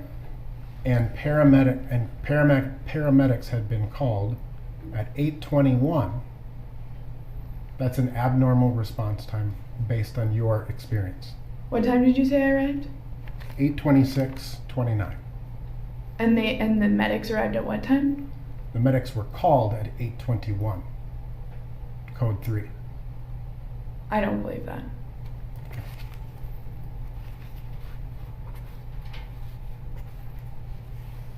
But again, you'd have no frame of reference, right? I mean, you've not seen any police reports, you've not looked at the CADs, you've not heard the 911 calls, you didn't listen to dispatch that night, did you? That night? No, not that night. Okay. But that's totally abnormal. All right. And fire would have been added to that call because we go to calls like that all the time. Right. And so it was abnormal. It would be completely and totally abnormal in your experience for it to take that long to get to the scene. Absolutely. All right. And are you familiar with the term load and go? Yes. And I believe you had a conversation with the BCA agents shortly after this incident, and you described what you observed as far as the paramedics doing was what's called the load and go, right? Correct. And that is essentially, as I understand it, paramedics arrive, something is amiss at the scene, Mm-hmm. so we put them into the ambulance and we move the ambulance to a safe location to right. address the needs.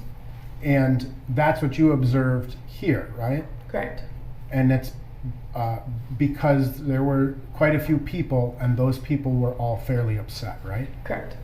And so in your mind, as a paramedic with the experience that you have, as an EMT, I apologize, but as an EMT, you've done load and goes before? We've done load and goes, yeah. Right. And so the reason that the medics did not commence, at least as far as you understood, commence resuscitative efforts for Mr. Floyd was because they were doing a load and go, get him away. Correct. I want to object to that. It's no personal knowledge of this witness. Overruled. That's what you told the agents, right?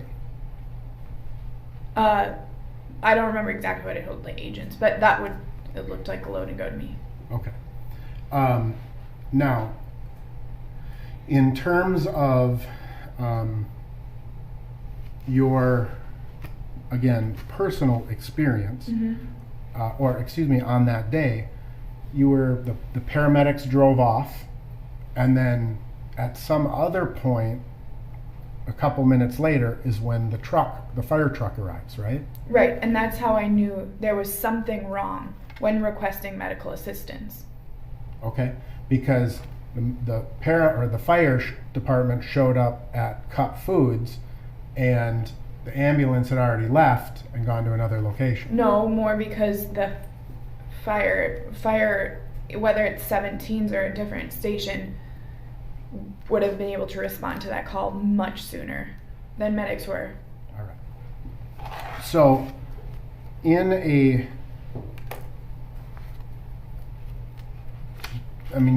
kind of formed that opinion on that day that there were some miscommunications between medics and fire and police. Right, which, I mean, not to the fault of medics or fire. It's, we get a call and we go. Okay. So it was police and dispatch that miscommunication would have come in. Okay. And again, that 5 or 6 minute delay is just unheard of in your experience. Yes. Not by medics, but by fire specifically.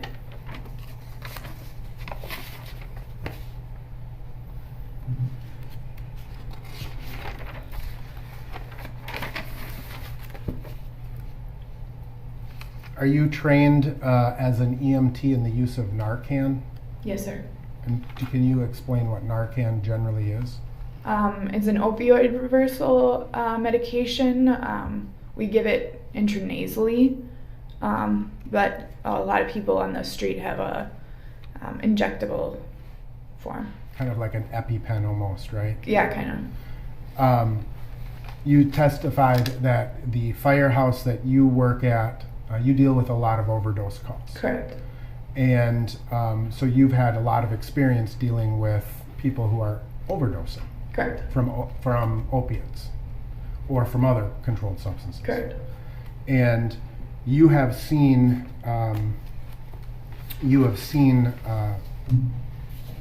or dealt with many people who come out of an opiate overdose because of Narcan. Correct.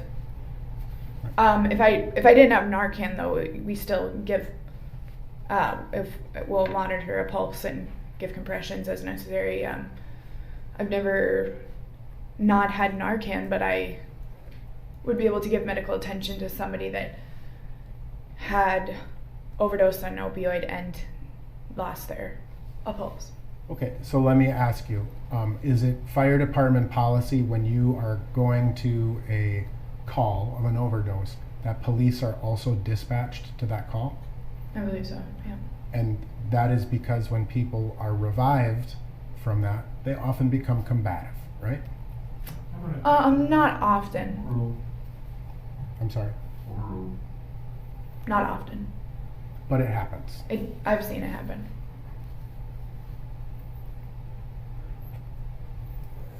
Now I'm going to just kind of talk to you a little bit about your testimony about May 25th of 2020.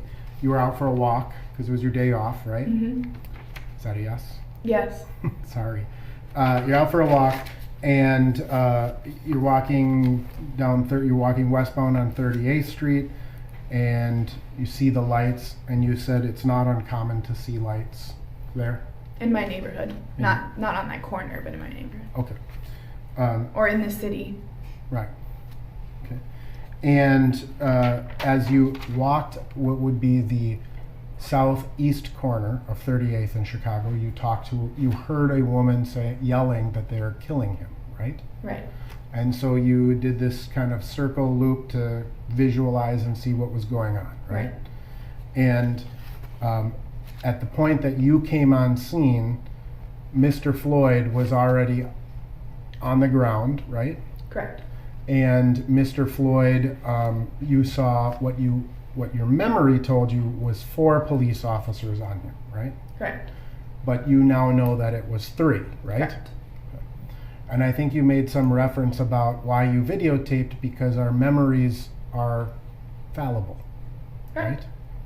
And again, a stressful situation can impact your memory, right? Absolutely. That's why we're lucky it was videotaped. Right.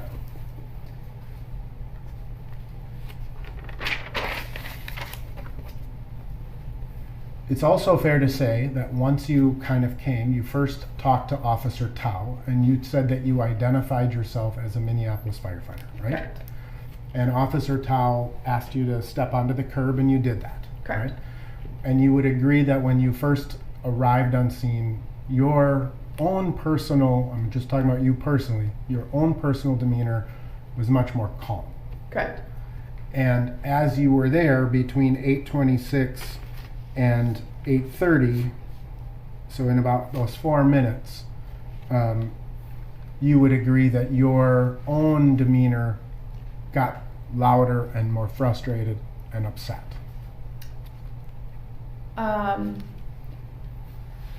Frustrated, I'm not sure is the word I would use. Angry? More desperate. And you called the officers a bitch, right? Yeah.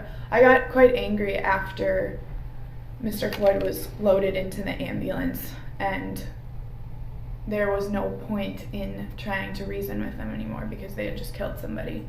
So in terms of the time that you were there, you have no idea what those officers were doing on the side of the car, right? Saying the officers that I couldn't see from my vantage point, is that what you're asking? Right. You Right, don't know what they were doing. I couldn't see the two junior officers, except for maybe like their shoulders up. And so it's fair to say you don't know what they were doing. Correct. You don't know what they were talking about. The two of them, no. And there was, again, you described a fairly large crowd, 10, 12 people that were all in that general area. And several people were yelling, right? Right. And some people were yelling louder than others, right? What's up, people? And a lot of people were saying things like, get off of him, right? Right. And a lot of people, you yourself, were saying, I want to know what his pulse is. Yeah. Right? And some people were swearing. Absolutely. And would you describe other people's demeanors Baba as Booey. upset or angry? I don't know if you've seen anybody be killed, but it's upsetting. The answer is Yes, I was just going to object, Your Honor. as argumentative, and you can proceed. I'm going to just ask you to answer my questions as I ask them to you, okay? That one weird girl with the D Live follow. Thank you so much. That one also weird talked girl. about Let's motherfucking go.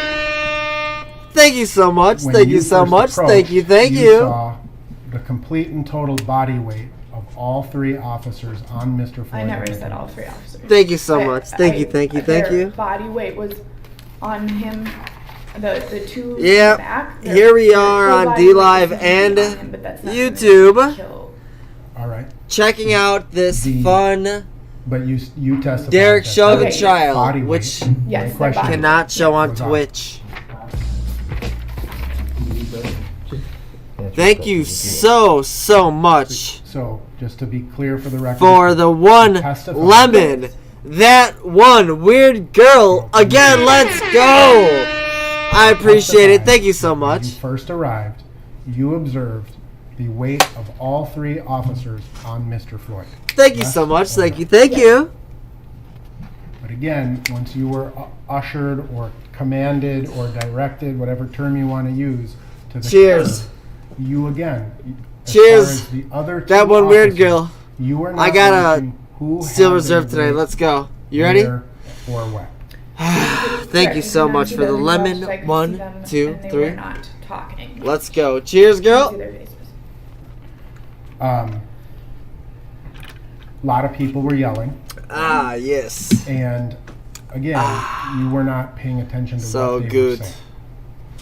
So good. Here and there.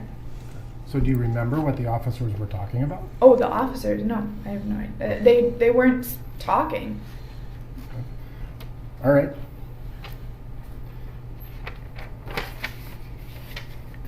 You also testified that I gotta as you figure were out how to get. observing, You guys Mr. can see Chauvin the chat in the on top left of the George Floyd, corner, so you that guys you can talk to each formed the other. opinion that But I gotta Mr. figure out how to Chauvin's make it hand go was in his between pocket. chats automatically.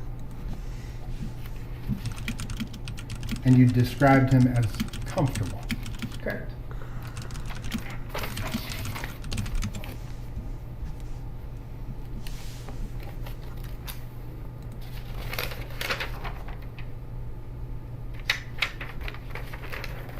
You also testified that you observed what you thought to be fluid coming from Mr. Floyd's body, and you assigned that, or you believed that to be urine.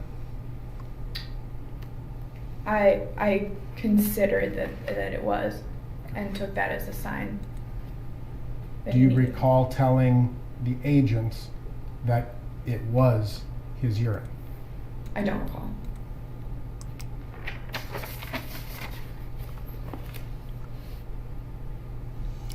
I don't know how to do it, but I know Joey knows how to do it. So I'm just gonna ask him, dude.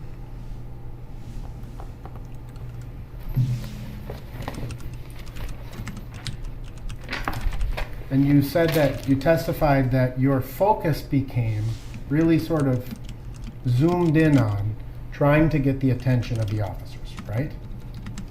Not the attention so much as trying to reason with them and gain access to get medical attention. And you testified that you believed that the other voices, the voices of other people, interfered with you getting their attention. Lemons I prevent was scurvy. worried about True. it.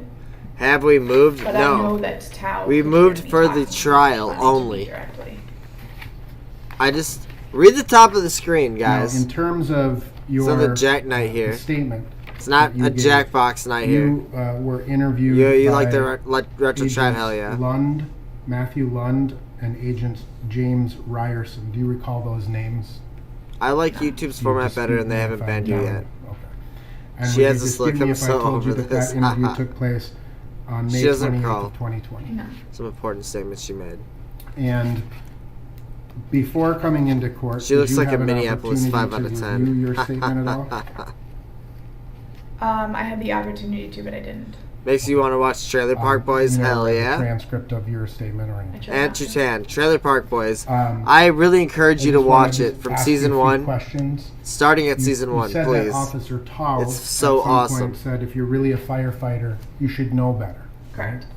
Have you been to other scenes where people are trying to interfere with police officers doing their jobs? No, not really. Not that I can recall.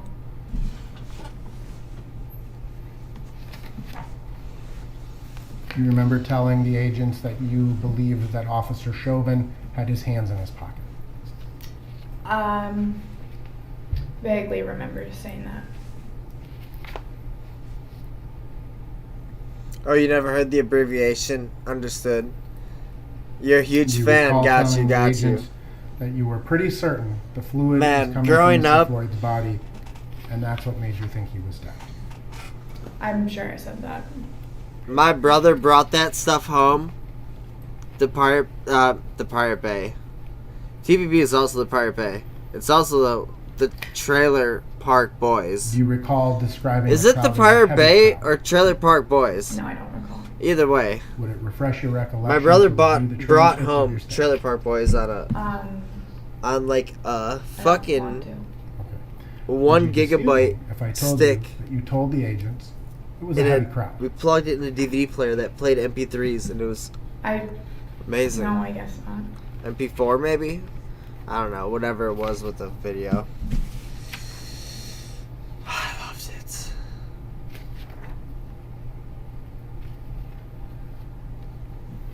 Do you recall after paramedics took Mr. Floyd and then you had a conversation with the firefighters that arrived, how you described the physical appearance of Mr. Floyd?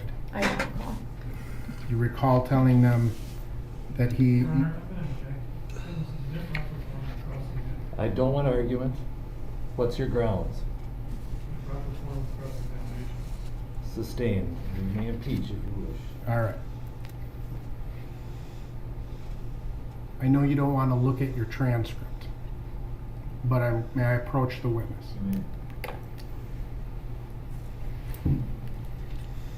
Oh, he's approaching. Ms. Hanson, in the show of counsel, it's page 8285, page 11 of 28. I'm just going to ask you to read the underlying portions in the head.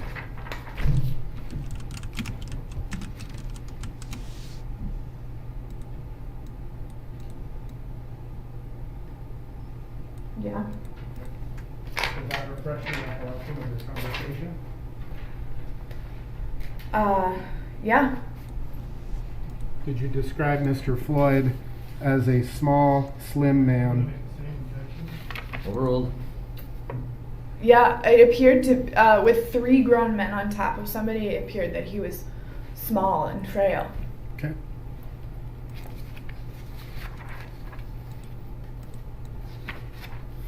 But I know that's not to be there's true, no question. obviously.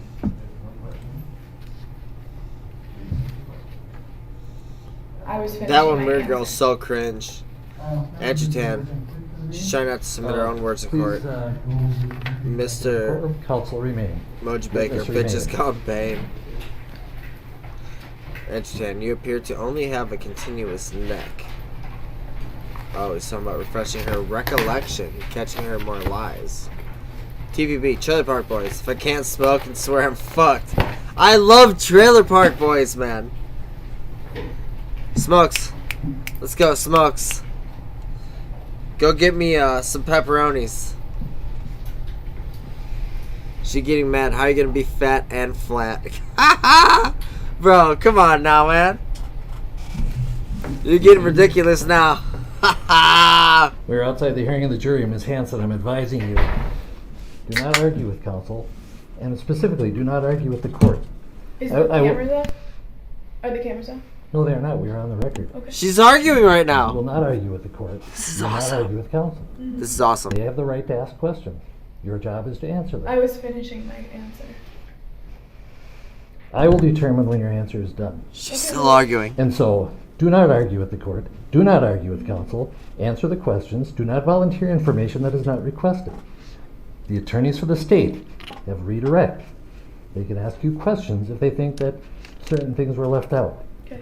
It is counsel's prerogative to ask you leading questions and for you to answer those and not volunteer additional information. Okay. Are we clear on this? We're clear. Thank you. Come back tomorrow at 9:30. All right. Night. We're rewinding, chat. We have to rewind and see what the fuck just went down. Please, courtroom counsel remain. Witness remain. Hold on. Everybody hold the phone.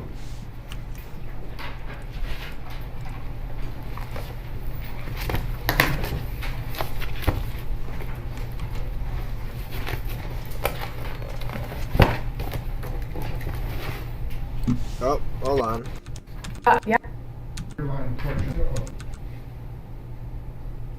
I know you don't want to look at your transcript, but may I approach the witness? Alright, so he wanted to approach the witness. He went up to her and started talking to her. I remember that. Yeah. Is that refreshing recollection of this conversation? We can't hear what they're saying. Yeah. Did you describe Mr. Floyd as a small, slim man? Overruled. Yeah, it appeared to, with 3 grown men on top of somebody, it appeared that he was small and frail. Okay. Dumb bitch. She described him as a small and slim man. There's no question.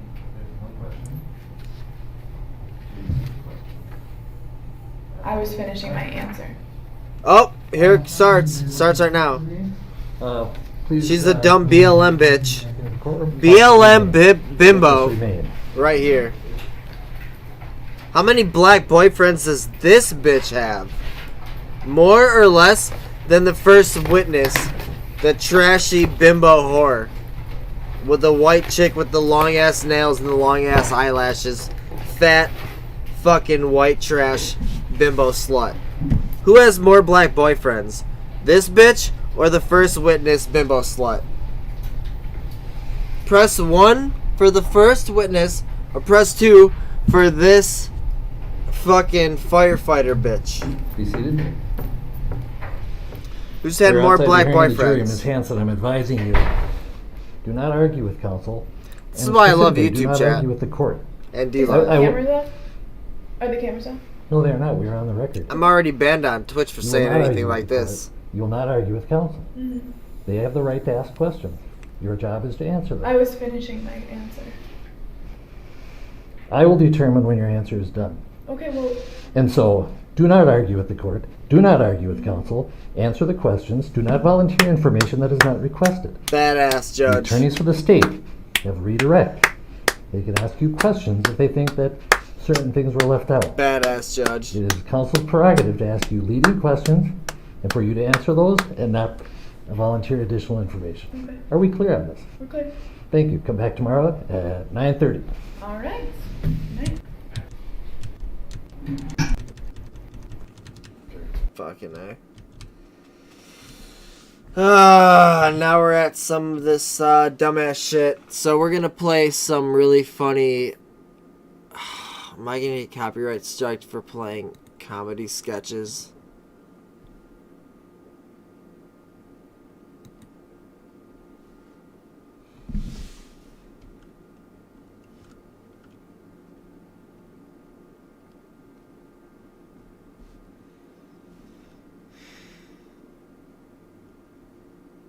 Hold on, chat.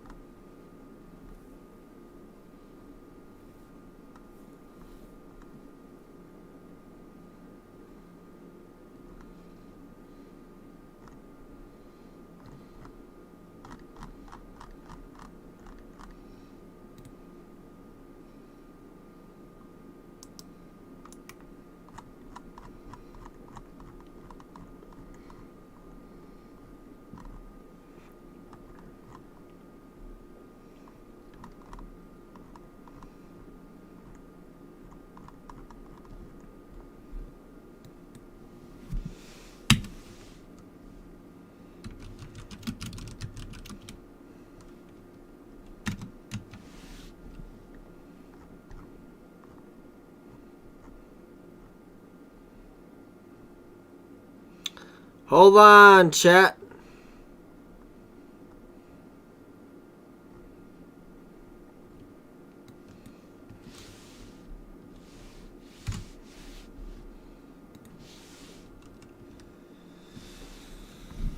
Fuck, I'm kind of about the DMCA shit, you know?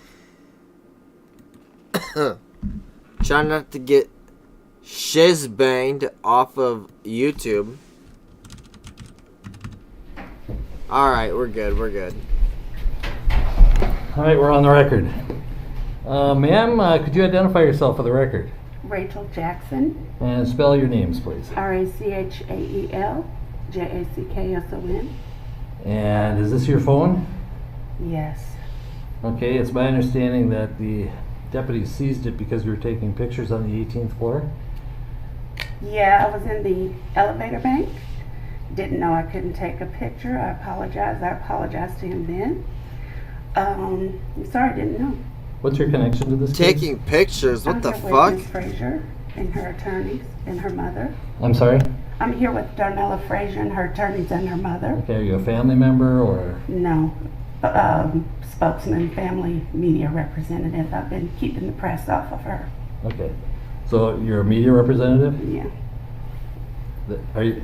A PR person. I've been managing the media for Darnella Frazier. Understood. Keeping them at bay, not allowing her to do interviews, just keeping her out of the public sphere. Understood. What was the purpose of taking photographs in So a I just- secured area? So the Attorney General was talking to her and I just took a picture to memorialize it for her so she can look back on it one day. That's all. Not for public consumption, for sure. If you're a media representative, it's very important you understand that courthouses have very strict rules about cameras. Right. I'm sorry. Yeah. I know better than to disobey a judge's order. I'll chalk this up to that you were not aware of the order. I wasn't aware.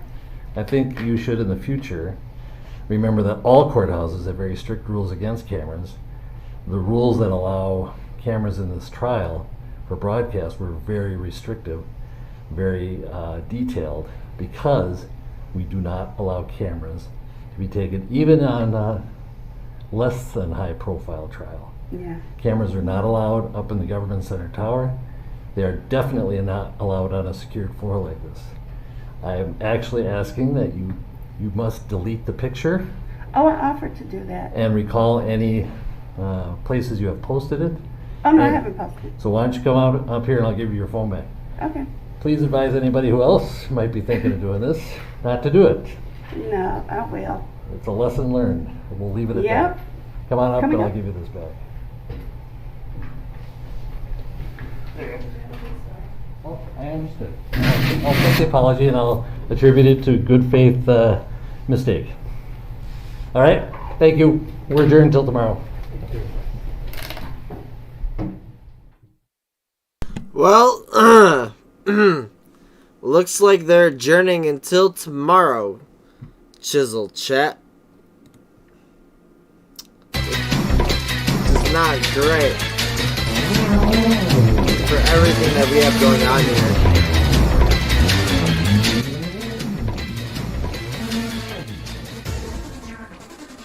So here's the deal. Here's the deal, man.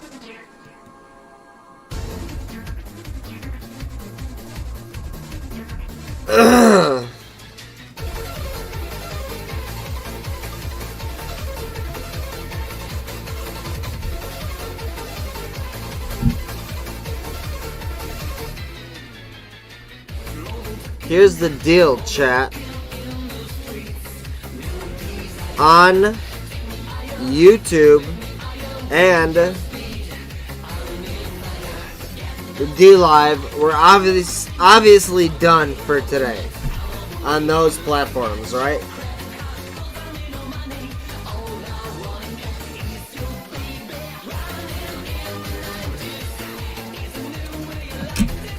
Am I going to go live on Twitch soon with all of the protest footage from the past day and a half? Yes, I am going to go on Twitch live to go ahead and fucking see for myself all of the protest footage that was going on for the past day and a half.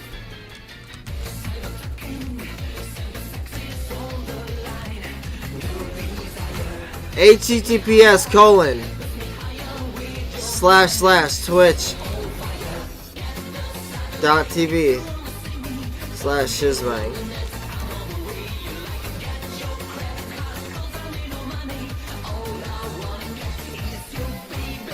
Running in the 90s. Alright, chat. Listen up.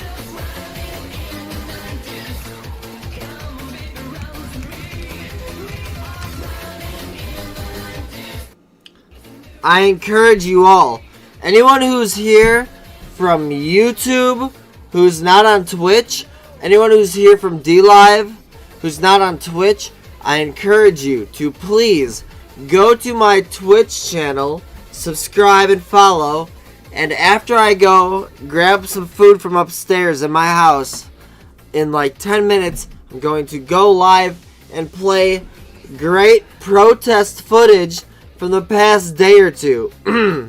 So it's gonna be anything, if there's anything actually live from now, I will play the live shit too.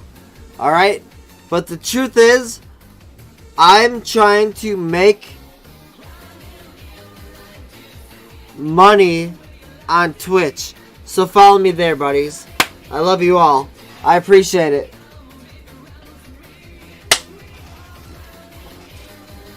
Thank you so much, and I'll see you in a minute. Please, on YouTube. Not on YouTube. Please, not on YouTube. On Twitch.